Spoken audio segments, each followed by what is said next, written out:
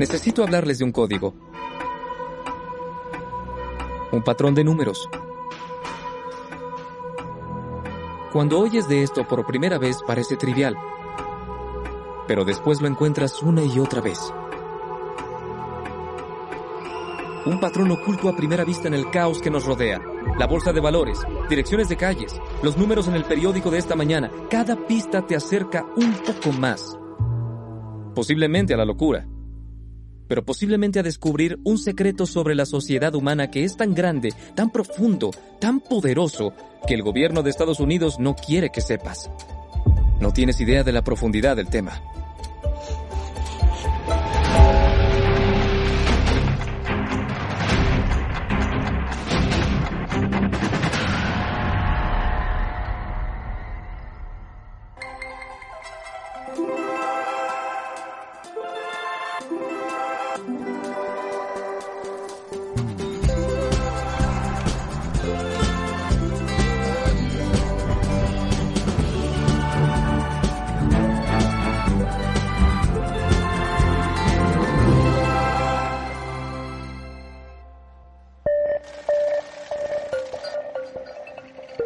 Soy Latif Nasser, y este programa trata de las increíbles conexiones que nos rodean. Conexiones entre tú y yo y nuestro mundo que te darán una nueva perspectiva de él. Bienvenidos al Observatorio Naval de Estados Unidos. Residencia oficial del vicepresidente de Estados Unidos, hogar del telescopio donde descubrieron las 2 lunas de Marte y, según un rumor que nadie ha verificado, sitio de un búnker subterráneo ultra secreto. Pero nada de eso importa. Vine aquí por la biblioteca. Porque aquí, hace 140 años, es donde comenzó nuestro misterio. Con un libro. Un libro de algoritmos de finales de 1800. Básicamente es lo que usaban como calculadoras antes de ellas. Considérenlo un libro gigante de tablas de multiplicar. Ciertamente aburrido. Esto es lo que pasó. Un astrónomo llamado Simon Newcomb, ese hombre, trabajaba aquí con un libro muy parecido a este y notó algo muy extraño. Si miras las primeras páginas, podrás ver que están maltratadas. Pero si miras las últimas páginas, están en mejor estado, como si las personas solo usaran los primeros botones de la calculadora. Qué casualidad, ¿no? Pero luego ves otra bitácora y te encuentras con lo mismo. Igual que con otra, y con otra, y con otra. Cada libro, primeras páginas maltratadas. Últimas páginas como nuevas. Pero lo que Newcomb descubrió fue la primera pista a un orden profundo y secreto del mundo que nos rodea. Uno que podría reincidir en todo, desde nuestro deporte favorito hasta tu canción favorita, incluso la forma en cómo morirás. Una vez que lo notas, no puedes dejar de hacerlo. Está por todos lados. Pero me estoy adelantando. Vamos a la pista número 2. Tus impuestos. The average taxpayer is hardly concerned with all the intricacies of the far-flung IRS computer system. The good tape, and there's the error tape. Like this one is deducting for medical payments covered by insurance. Todo esto empezó porque oí el rumor de que de algún modo los gobiernos del mundo han usado el descubrimiento de Newcomb como un arma secreta contra los evasores de impuestos. Usando ese misterioso patrón, pueden ver las entradas en tu formulario de impuestos y mágicamente dicen simientes. ¿Es cierto? ¿Eso es posible? ¿De ser así? ¿Cómo? Decidí preguntarles personalmente.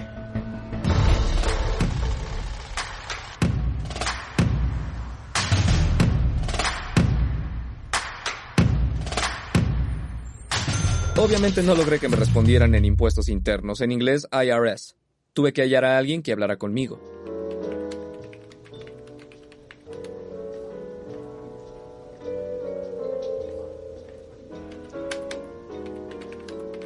Señor, Randy lo recibirá ahora. Gracias. Antes que nada, le agradezco mucho. Intenté hablar con el IRS, pero no me respondieron. Él es Randy Shump, ex abogado principal del IRS. Si alguien puede explicar las labores internas del IRS, es él. Escuché hablar de una técnica estadística de 150 años de antigüedad que tal vez se usa para analizar impuestos. Tiene que ver con una antigua bitácora y las primeras páginas maltratadas. Estás hablando de la ley de Benford. ¿En serio? Sí. ¡Claro! Eso es lo que había leído. Tiene un nombre, la ley de Benford. Bien, de eso tratará este episodio. Voy a ser lo más directo posible. ¿El IRS usa la ley de Benford? No puedo revelar esa información. El IRS no la tiene disponible. Desconozco su ubicación y si la supiera, no puedo decirla. Resulta que es ilegal que empleados del IRS e incluso exempleados revelen qué herramientas utilizan. Así que no diré que el IRS usa la ley de Benford. No tengo pruebas, pero tampoco tengo dudas. Como sea, así se llama, Ley de Benford. Casi 50 años después de que Newcomb lo descubriera, un ingeniero llamado Frank Benford volvió a descubrirlo, y él es el hombre al que todos recuerdan.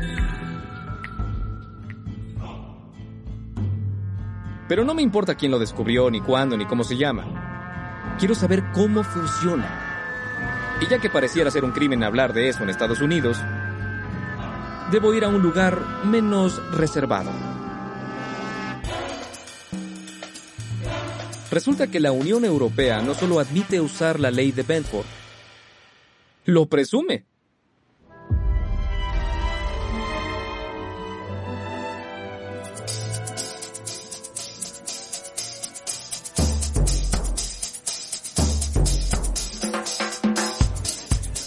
¿Sí? Gracias. Hay una conferencia dedicada solo a la ley de Benford. Así que pensé que podría colarme, mezclarme entre matemáticos y agentes policiales y conocer sus secretos nerds. Supongo que el banco desea hallar una forma de resolverlo. Sí, claro. ¿Qué herramienta tan importante o prevaleciente es la ley de Benford? En algunos casos debes aplicar la ley de Benford porque si la ley dice que algo no encaja, algo raro pasa.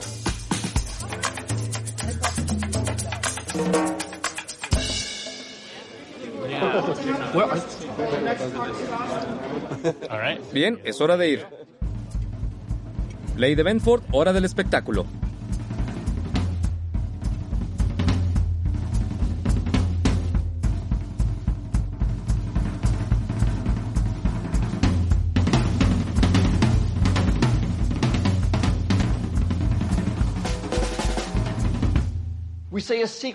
Decimos que una secuencia está distribuida equitativamente a 1 si cae uniformemente. Más explícitamente, eliges un subintervalo de 0,1 y la fracción del tiempo y el límite que obtengas solo es la longitud.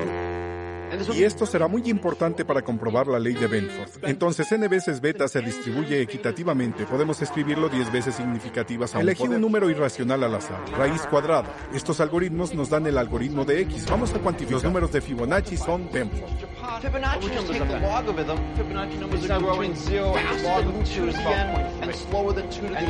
It makes sense of some intermediate. Bien, creo que no funcionó. Necesitaba el lenguaje para principiantes, así que le compré un cóctel al orador principal Ted Hill y entonces me explicó. La conversación nos llevó a lugares extraños.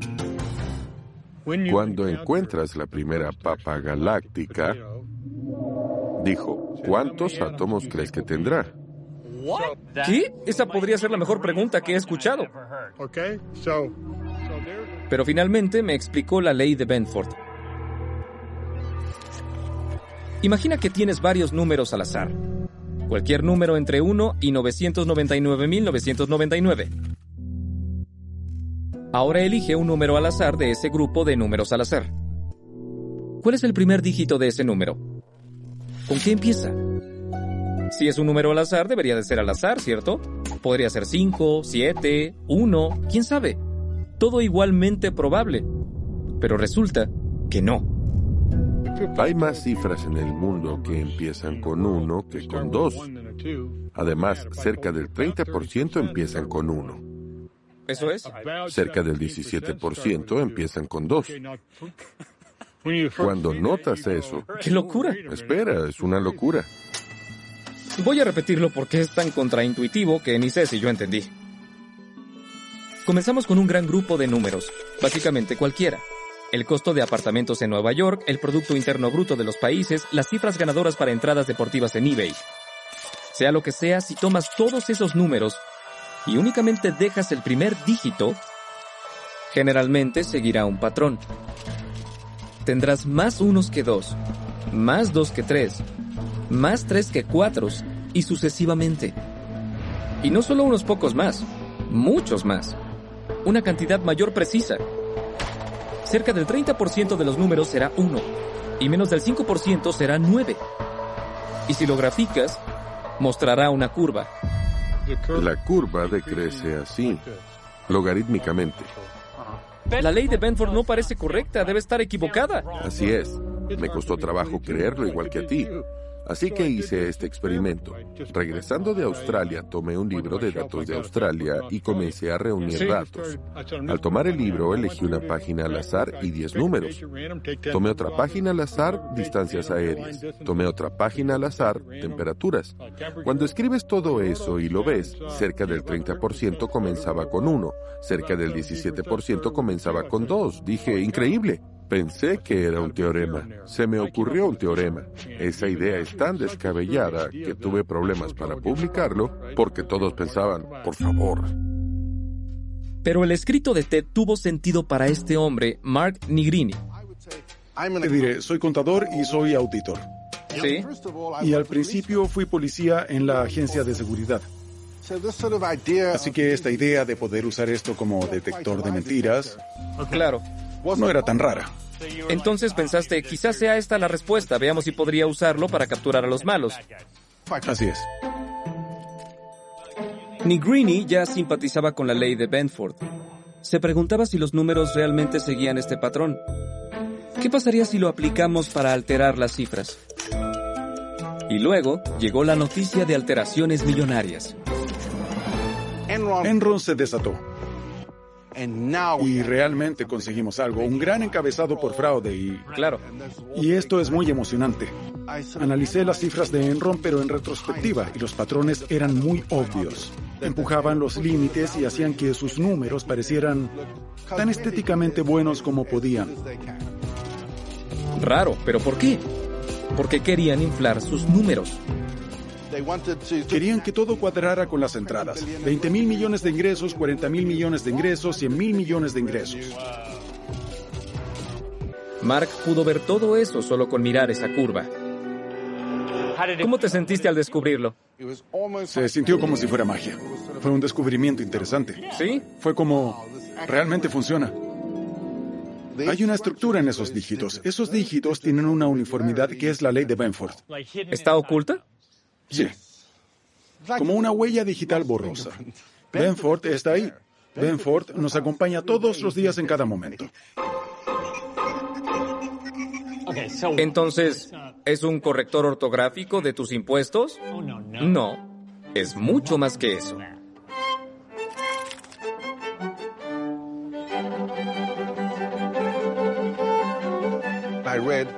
Escuché que la música de Beethoven, Bach, Schubert y otros tienen a Benford en sus patrones intrínsecos. ¿Cómo? Fue muy interesante. Lo que hicieron los autores fue tomar algunas de estas piezas y midieron la duración de cada nota tocada acumulativamente durante el transcurso de la pieza. Literalmente tomaron la duración de cada nota y miraron el primer dígito. Y salió Benford. ¿Por qué? Benford surge en cada ocasión. ¿Tiene algo que ver con cómo oímos los patrones? ¿Tiene que ver con nuestros oídos? ¿Tiene que ver con nuestros cerebros o con las cuerdas? ¿Cómo es posible? Para mí también es desconcertante, la verdad. Bien, me alegra finalmente, porque para mí todo esto es desconcertante, cada parte me confunde. Es completamente alucinante. El mundo es fortuito. ¿Tú crees que Benford se encuentre en Beyoncé? Yo pensaría que sí. ¿Sí? Sí. ¿En serio? Creo que si en general funciona, tal vez... Está en Beyoncé.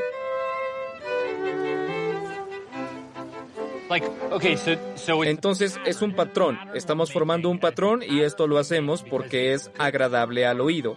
Pero también resulta ser un patrón que cae en otro patrón que forma esta curva. Sí. ¿Pero cómo? ¿Entonces es una coincidencia? No creo que sea coincidencia. Bien. Sí, creo que es un patrón que complace al oído. Y la ley de Benford solo es la uniformidad que se esconde detrás de la música de Tchaikovsky, Beethoven, Beyoncé. entre otros. Sí.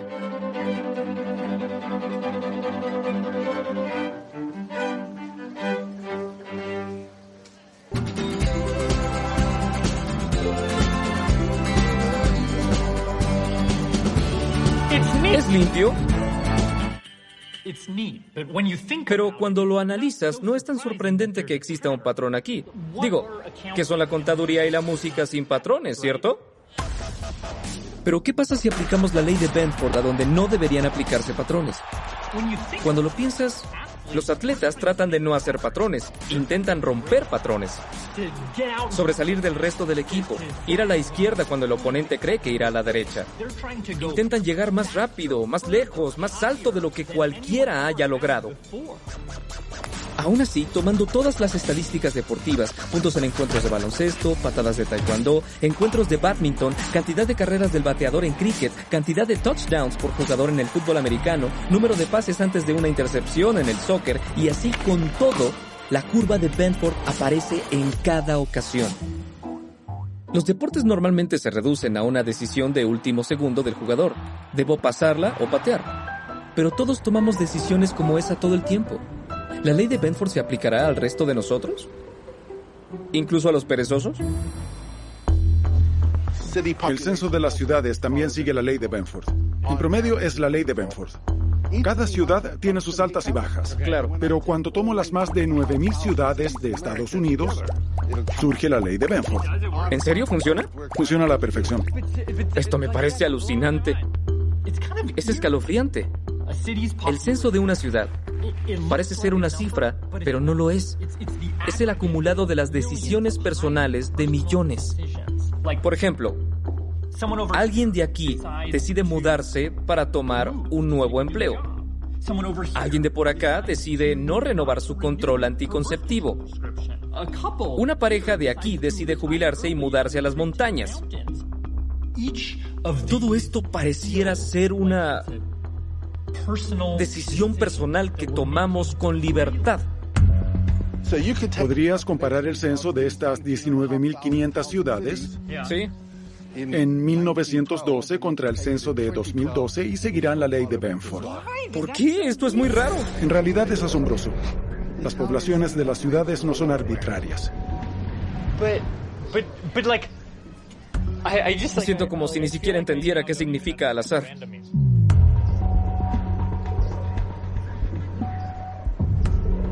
Incluso cosas que suponemos que son al azar, como ser víctima de un crimen, no lo son. El FBI reunió datos de 18,000 agencias policíacas de Estados Unidos por más de 43 años y se apegan a la ley de Benford casi perfectamente. Incluso el incumplimiento de la ley sigue la ley de Benford. Y no solo vivimos con la ley de Benford, también morimos con ella.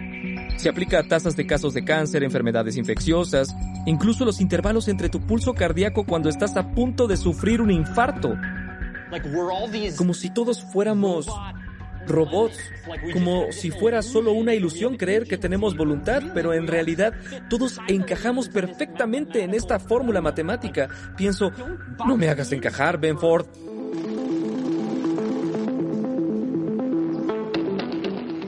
Hay un momento donde nuestras millones de decisiones personales se canalizan en una misma dirección, cuando el libre albedrío está al máximo.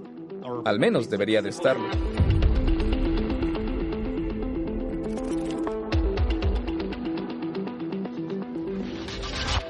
Walter.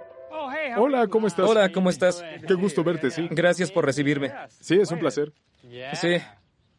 Supongo que por lo que estudias, este es el ombligo de la bestia.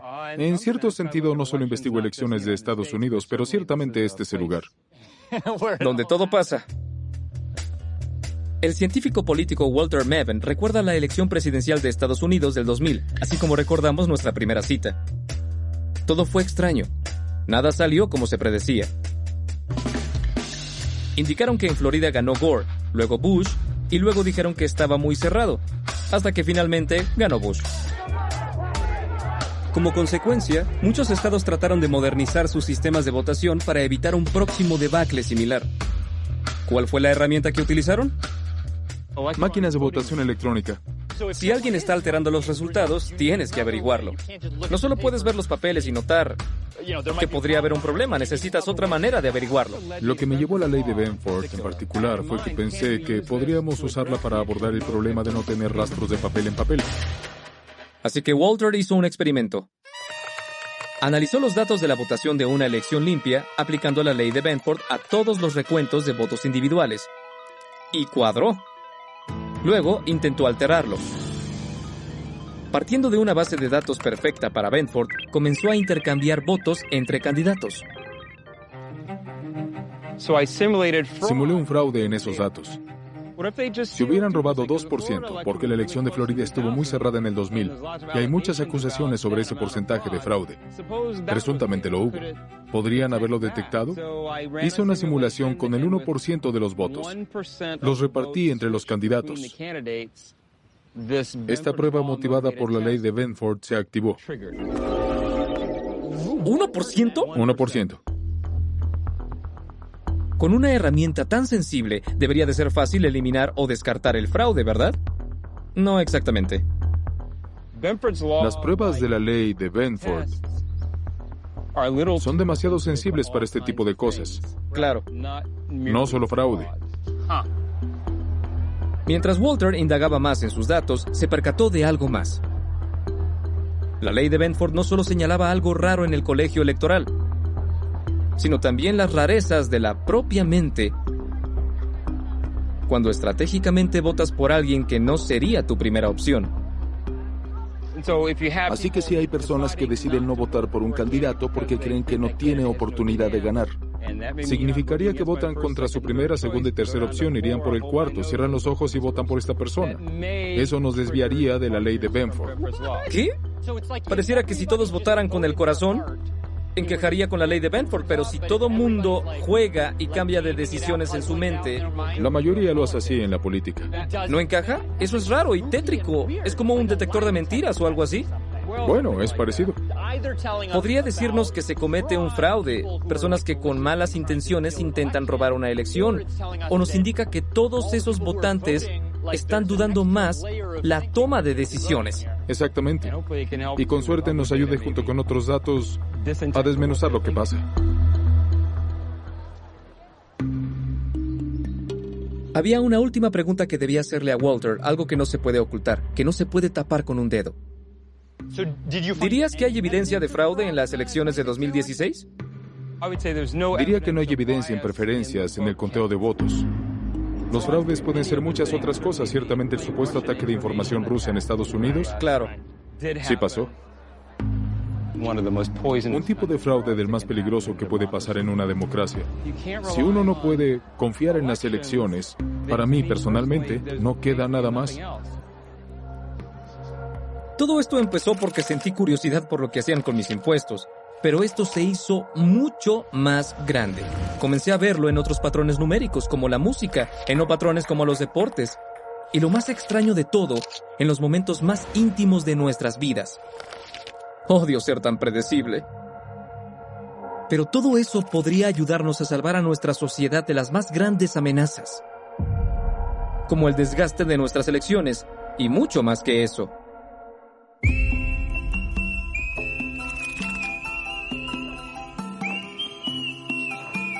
Lo que me lleva a mis nuevos amigos Venkman, Hopper y Riley, que básicamente son celebridades, no miento. Son muy populares en Internet. Tienen cuenta en Facebook, Instagram, YouTube, Snapchat. Están por todos lados. ¡Por Dios! Y tenemos 75,000 seguidores en Twitter. ¿Toda la pandilla? Eso es mucho más de lo que yo tengo o de lo que tú tienes. Sí, tienen más que yo. Sí, es demasiado. Pero en realidad vine a hablar con su dueña, una celebridad en su ámbito. Jennifer Goldbeck, profesora de la Facultad de Estudios de la Información de la Universidad de Maryland. Como investigadora que estudia las redes sociales, esto ha sido muy interesante. Puedes usar la ley de Benford para las finanzas, pero también puedes detectar fraudes en las redes sociales. ¿Exactamente cómo lo aplicas? ¿Qué significa eso o cómo se ve?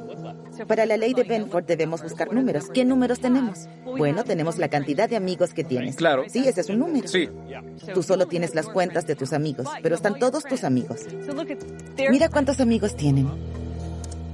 Si tomas a tus 500 amigos en línea y revisas la cantidad de amigos que tienen, 30% de ellos tendrán a algún amigo con una cifra que empiece con 1 como lo esperabas.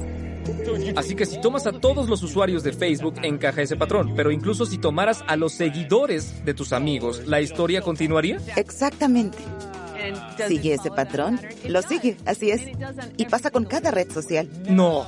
Me adentré a revisar cifras en Facebook, en Twitter, en Pinterest, en todas estas aplicaciones. ¿Fuiste la primera en indagar esto?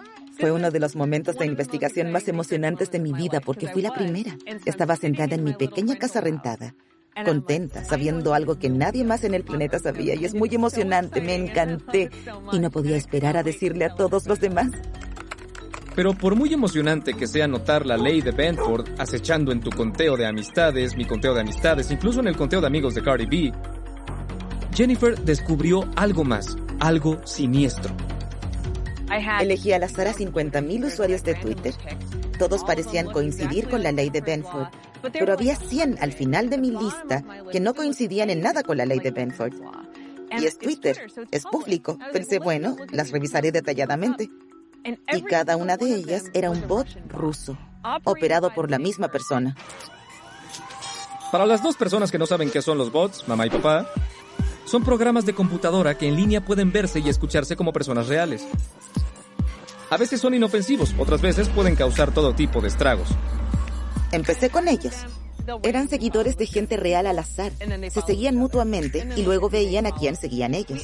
Terminamos con entre 100,000 y 150,000 bots en esta red. No tenía idea de que descubriría esto. ¿Qué hacían estos bots? Publicaban en ruso y básicamente publicaban oraciones de novelas o de manuales técnicos. Tenían fotos predeterminadas en su perfil. De vez en cuando escribían un emoji y le daban me gusta a los tweets de otro. Se seguían entre ellos, retuiteaban lo que publicaban. ¿Por qué hacían eso? No sabemos. Hay personas que configuran estos botnets para poder usarlos en el futuro.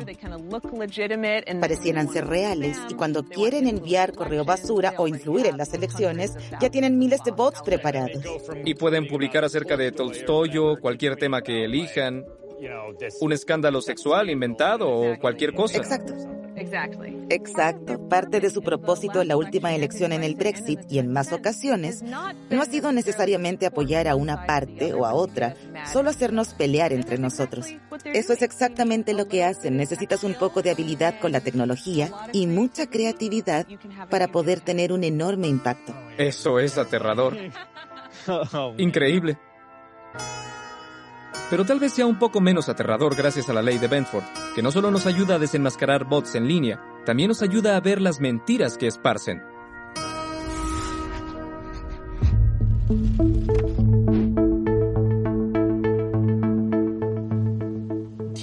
¿Te ha pasado que despiertas, vas a mirarte en el espejo y entonces piensas, hoy luzco más atractivo de lo normal? Parezco una estrella de cine. Sí. Podría ser Brad Pitt. Sí. Sí que podría. Pero luego te das cuenta de que no. No me parezco en nada a Brad Pitt. Eso es completamente falso.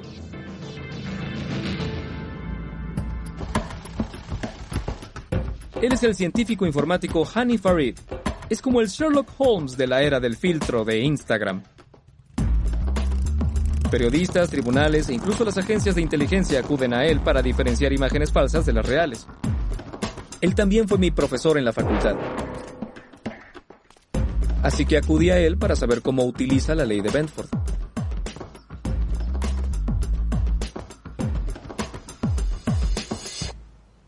Hola. La última vez que hablamos fue muy tenso. Hola, ¿cómo estás? ¿Cómo estás? Qué gusto verte. ¿Es posible que pasaran 10 años? Sí. Qué hermosa vista. No es terrible. Muy linda. No sé si recuerdas la última vez que nos vimos. La última vez que hablamos, tuvimos una discusión y fue algo extraña. Fue un poco incómodo. La discusión fue porque dijiste que las imágenes falsas en Internet iban a causar problemas. Fue apocalíptico. Desde entonces pensabas que no podríamos saber diferenciar entre imágenes reales e imágenes falsas en Internet. Es fantástico.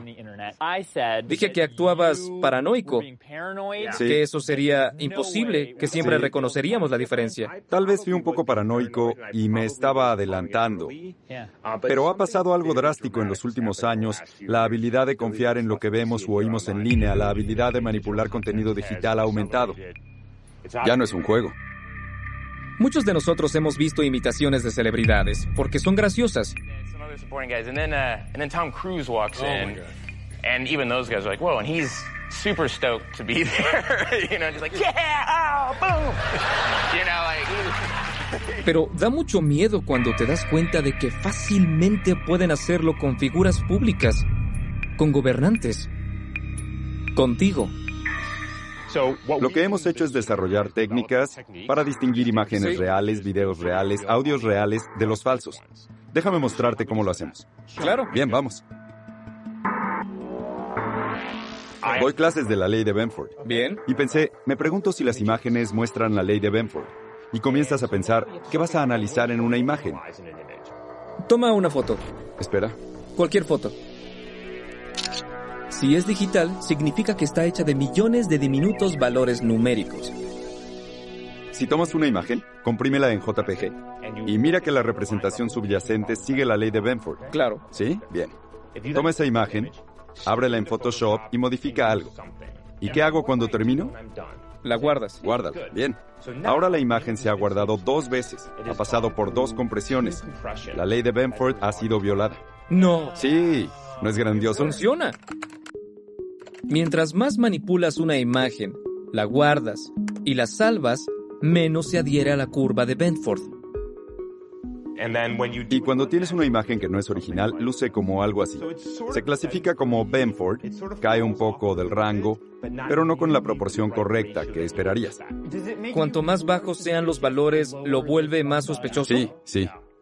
Y es porque mientras más veces la comprimas, va bajando. Sigue empeorando.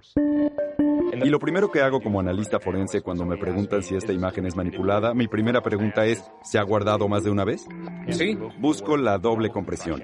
Aquí hay una analogía física. Un policía va a una escena del crimen, recoge evidencia física, la pone dentro de una bolsa, la sella y le pega una etiqueta. Si ese sello está roto, tenemos un problema, ¿cierto? Porque significa que esa bolsa fue abierta y eso siembra la posibilidad de que la evidencia fuera manipulada. ¿Para qué la abrirían si no? ¿Por qué la abrieron? Porque iremos a la corte y es evidencia. Claro. La evidencia digital debe tratarse igual. Si guardo una imagen en JPG y la abro y la vuelvo a guardar, ¿por qué haría eso? Es evidencia, ¿sí? No deberías de hacer eso.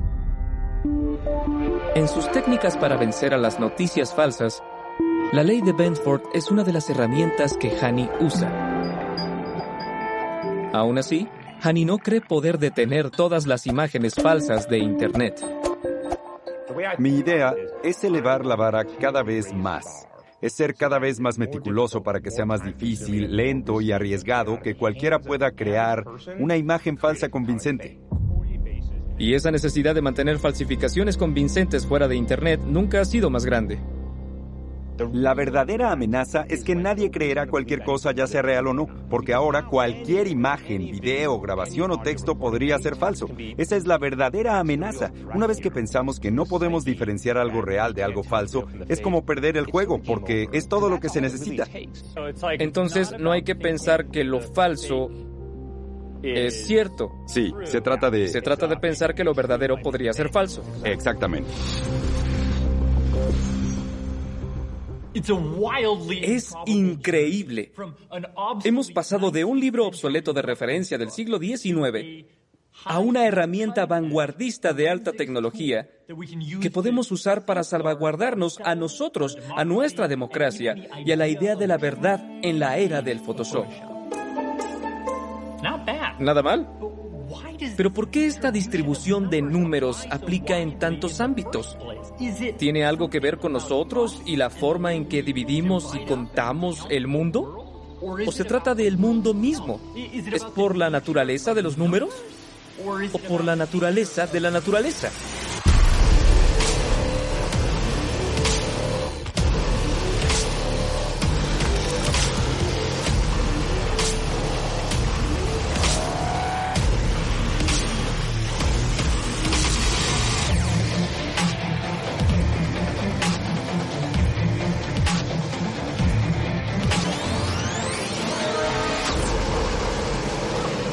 ¿Hace calor?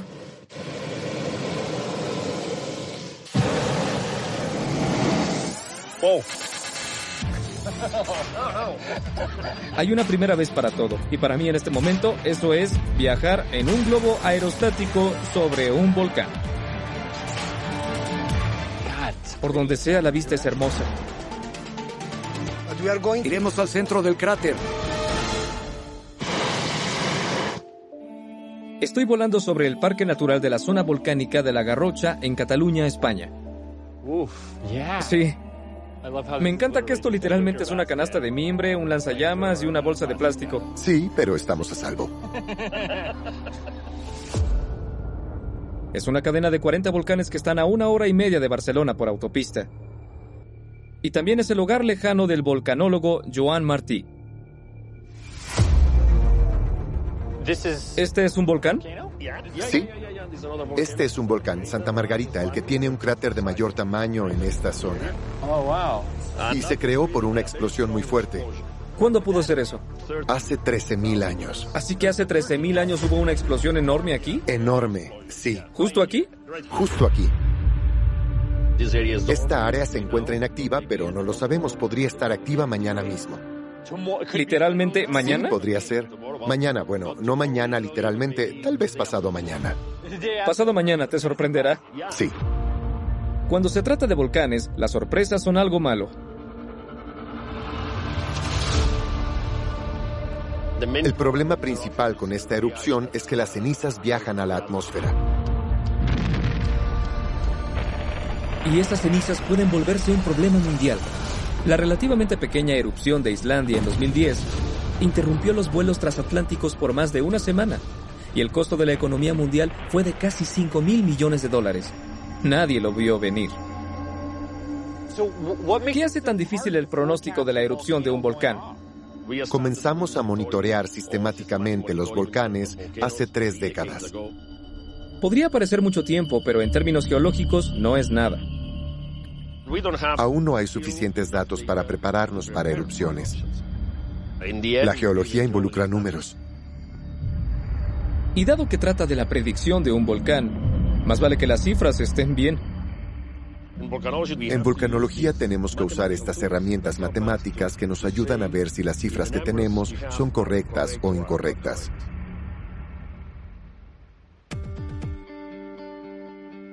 Joan trabaja con Adelina Geyer en el Instituto de Ciencias de la Tierra de Barcelona. Ella está a cargo de todos esos datos. Una de las principales preguntas siempre es qué tan fiables son nuestras bases de datos y qué tan completas están. Y por casualidad asistí a una conferencia de la ley de Benford. Cuando escucharon esa idea por primera vez, ¿qué pensaron? ¿Cómo te atrajo? Sentí como si fuera algo de magia. Se sintió un poco místico. No lo sé, esotérico. ¿Nos funcionará esto?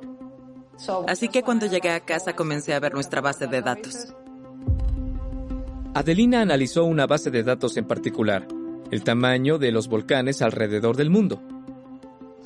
Y sorpresa, funcionó. Fue muy emocionante. Por supuesto, encaja en la curva, como si la ley de Benford literalmente cocinara la estructura de nuestro planeta. Eso es exactamente lo que me parece extraordinario, pero tenebroso. Hay un orden donde no estábamos buscando y no esperábamos que hubiera un orden, y ahí está. ¿Pero qué les dice eso? Creo que nos dice que la naturaleza funciona del modo correcto. Así es. No hace cosas inconsistentes. Esa naturaleza es mucho más regular de lo que creemos. Pero no lo sé, siento que el mundo es caos. Al parecer tomamos decisiones arbitrarias todo el tiempo. Estos volcanes a veces están inactivos, a veces no, pero descubres que de algún modo, debajo de eso, existe orden y simplicidad. Creo que a veces no queremos descubrir las cosas que son simples. Pensamos que las cosas deberían ser más complicadas, ¿no? Cuando trabajas con sistemas naturales, siempre debes buscar la explicación más sencilla. Si un volcán tiene que eruptar es porque tiene que eruptar para equilibrar la energía, balancear el equilibrio energético de su interior. La naturaleza no gasta más energía de la necesaria. Pero pareciera que, si entendí bien, están diciendo que la Tierra es un sistema ordenado. Y de alguna forma la ley de Benford es una pista sobre ese orden de nuestro sistema planetario. Sí. Hay una conexión entre estos procesos que ocurren en relación con la geología interna del planeta. Antes de ir a la cama, cuando pusieron sus cabezas sobre la almohada, ese día que descubrieron esa pequeña perla de información que les dice algo sobre su base de datos, pero tal vez también sobre el mundo entero, ¿cómo los hace sentir? Pequeña. Me siento pequeña. ¿Pequeña? Es cierto. Trabajamos para el planeta Tierra. Sí. Principalmente para nuestro gran jefe, que es el planeta Tierra. No estoy segura de que entendamos ni una millonésima parte de lo que ocurre. Creemos entender mucho, pero muchas preguntas siguen abiertas. Y esa es la locura de la ley de Benford. Funciona con todo el mundo natural. Cuando miras la magnitud de los sismos, la distancia recorrida por ciclones tropicales, incluso el peso de los átomos. Y por eso estoy de vuelta aquí, en donde comenzamos, el Observatorio Naval de los Estados Unidos. No vine aquí solo por la biblioteca. Hay algo más que quiero mostrarles. Resulta que la ley de Benford no solo aplica a nuestro planeta, aplica a todos los planetas y a las estrellas. ¿Mencioné a las galaxias? Si miden la distancia de aquí a todas las galaxias que hemos medido, los primeros dígitos de esas distancias seguirán ese mismo patrón.